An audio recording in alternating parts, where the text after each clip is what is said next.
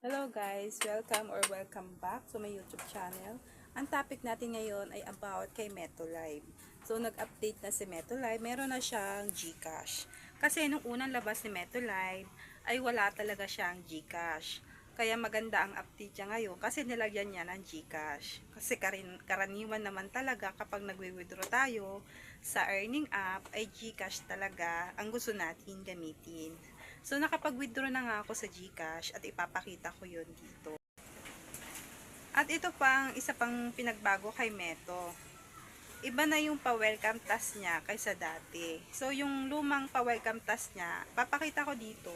At yung bagong pa-welcome task niya ngayon. So, hindi ko alam kung maganda ba yun, yung ngayong update na pa-welcome task or yung dati. Pero para sa akin ay okay lang. Basta legit itong Metolive kasi naka-withdraw na ako at dumating ito sa aking GCash. So, ipapakita ko lang sa inyo guys kung halimbawa at gusto nyong itry si Meto para naman meron kayong idea kung ano yung mga task na ibibigay niya kapag nag-download kayo nito.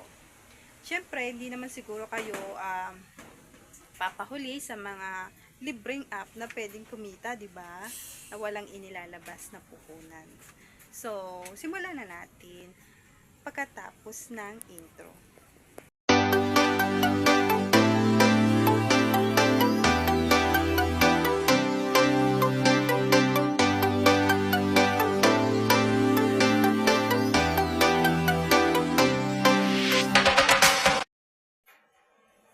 Hello guys! Dito nga pala sa YouTube channel ko ay nag-upload ako ng mga tutorial videos at mga product reviews. Kung gusto mo ng ganun topic ay pwede kang bumisita sa aking YouTube channel at baka ang mga video ko ay makatulong sa'yo.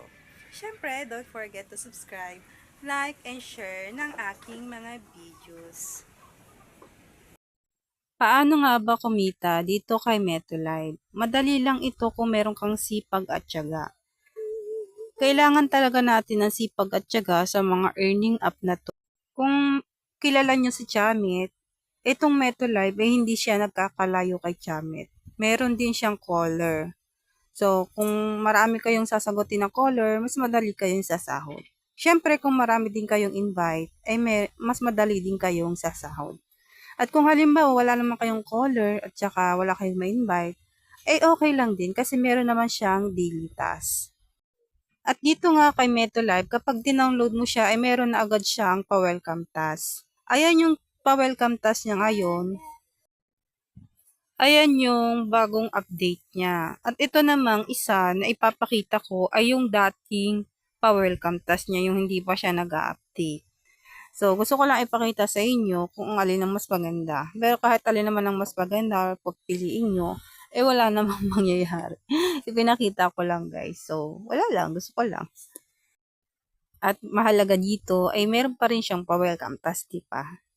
At ang maganda rin dito sa bagong pa-welcome task niya, kahit na 1 linggo na ang nakalipas, ay hindi nawawala yung pa-welcome task niya. Hanggat hindi mo siya nakokompleto yung pa-welcome task na yan, hanggat wala siyang check lahat, ay hindi siya maaalis. Ewan ko lang kung pagkatapos ng 1 buwan ay nandyan pa din. Kasi 1 week na yung isang account ko, pero hanggang ngayon, meron pa siyang pa-welcome task. At dun sa baba, meron sa baba na daily task.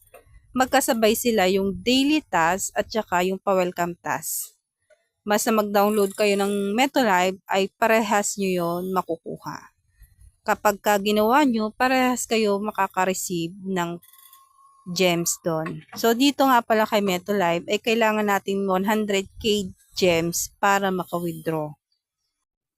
At ito na nga yung sample. Yan ang 100k gems ko.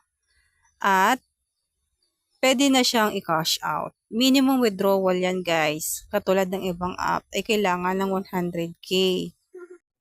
Tapos pag pinindot mo yung withdrawal ay may pagpipilian ka naman. So syempre ang aking pinili ay GCash. Karaniwan naman talaga ay GCash ang ginagamit.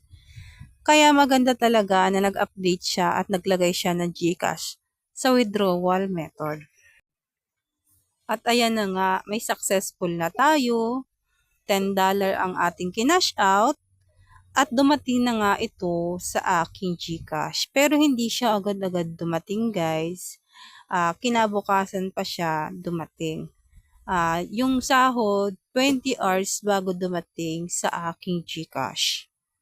So, kaya masasabi ko yung MetroLive ay legit kasi nga dumating na siya sa aking GCash. At kung gusto nyo nga ma-try itong MetroLive, ay kahit wala kayong agency, ay pwedeng-pwede kayong mag-download. Ilalagay ko na lang yung link sa comment section para ma-download nyo yung MetroLive. At ayun lamang ang aking share ngayon sa video kong ito. At kung meron kayong katanungan, pwede kayong mag-comment sa ibaba. At kung kaya kong sagutin ay magre-reply ako. So yun lang at maraming salamat sa panonood. Thank you so much. Bye!